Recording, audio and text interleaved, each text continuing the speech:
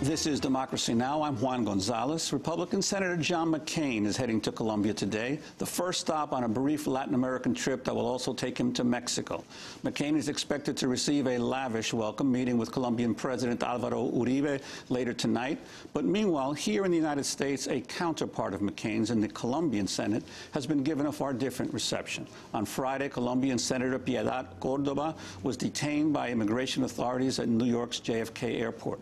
Despite holding a diplomatic passport, Senator Córdoba was interrogated for more than 2 hours. Immigration agents made copies of her documents, phone numbers, and other personal belongings. Córdoba has played a leading role in mediation efforts with the Colombian rebel group FARC. She has been an outspoken critic of the Uribe government and a leading voice in Colombia's Afro-Colombian community. Her political views, including staunch support for Venezuelan President Hugo Chavez, have led to allegations of treason from opponents. She was recently accused of illegal contact with FARC rebels, one of several political controversies she's faced in Colombia. Senator Córdoba joins me here in the Firehouse studio. Mario Michelena will be providing translation. Welcome to Democracy Now! Bienvenido a La Democracia Ahora. I would like to ask you, could you tell us what happened at the airport? Give us a little bit more information on what the immigration authorities did. ¿Nos puede decir qué fue lo que pasó en el aeropuerto y qué hicieron las autoridades de inmigración? Sí. Yes. Pues el trámite normal para los latinoamericanos por lo general es un poco más demorado. Pero una vez que salí de la inmigración, que hice el trámite para la aduana, fui retenida por más de 2 horas y media, con unas preguntas que no venían a mi caso, sobre mi trabajo en Colombia, mi compromiso con el tema de la liberación de los retenidos por the issue of the liberation of the FARC hostages, and I had come here invited by the Venezuelan embassy. But besides the point, all my documents, my personal documents and all my documents, all the ones that were related to any denunciations that I thought I was going to do at the Inter-American Court of Human Rights about the presence of paramilitary groups in Colombia that were threatening students and human rights advocates and myself. They photocopied all those documents in front of me, inclusive temas de asuntos de carácter and personal, even things that were completely personal, and they didn't give me any explanation, and I had to call the Department of State, Mr. Shannon, and Bill Richardson, who is a personal friend of mine, and some congresswomen, so that they would intervene, and I could get out of the airport. I think they were thinking of sending me back, but one of the officers mentioned to me that in the computer, there was some note that said that I was a FARC member. But you were traveling with a diplomatic visa. Usted estaba viajando con visa diplomática, ¿no? Yo tengo pasaporte oficial, I have an official passport, which is the passport that the Congress men get in my country. Now, I'd like to ask you also, John McCain, United States Senator presidential candidate, is in Colombia right now, and accompanying him is Charlie Black, who's one of his chief advisors and who also has been a lobbyist for Occidental Petroleum for many years, Occidental being the largest oil producer in your country. Could you talk a little bit about the role of Occidental in Colombia? El candidato a presidente republicano John McCain está en su país hoy en día, y uno de los asesores de él es Charlie Black, que es alguien que ha hecho mucho cabildeo a favor de Occidental Petroleum en su país. Y esa es una de las compañías más grandes, cierto, en términos de petróleo. ¿Qué ha sido el papel de Occidental en Colombia? Desafortunadamente, compañías como estas, certain companies like this one and most of the oil companies han estado ligadas a have grupos been very linked to the paramilitary groups, giving them financing with the argument that they would provide security for them and they would prevent any attacks against the oil fields. It's not a very nice work for Colombians. And their lobbying and the financing of the groups is not well seen or regarded.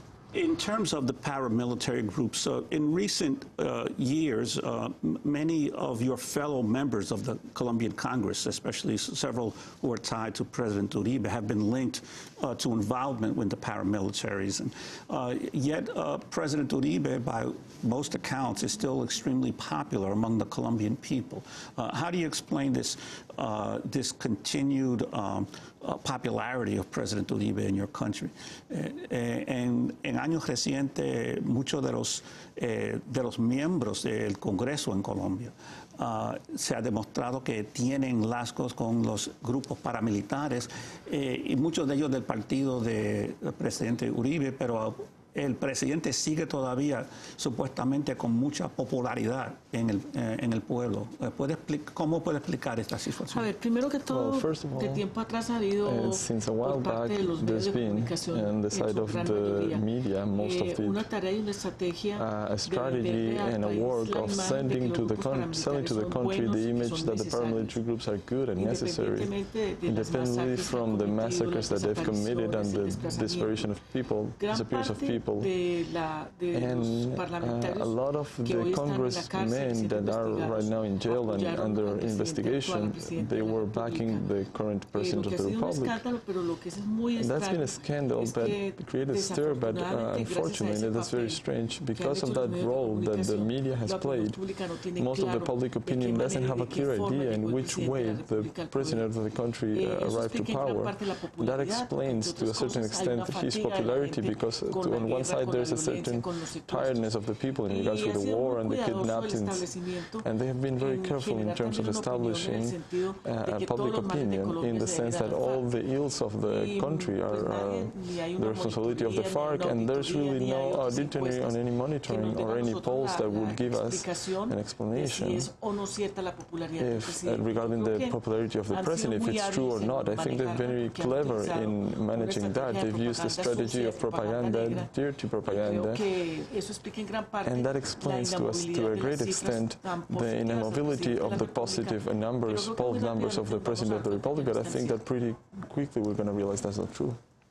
If you can, you could tell us a little bit about your own personal experience. You also were the victim of a kidnapping back in 1999, and only recently a former paramilitary leader, Jorge Iván Lavelde Zapata, claimed that top leaders of the intelligence services, the DAS, in Colombia were involved with Carlos Castaño in your kidnapping. Could you tell us about your experience being a kidnapped victim and about this recent revelation?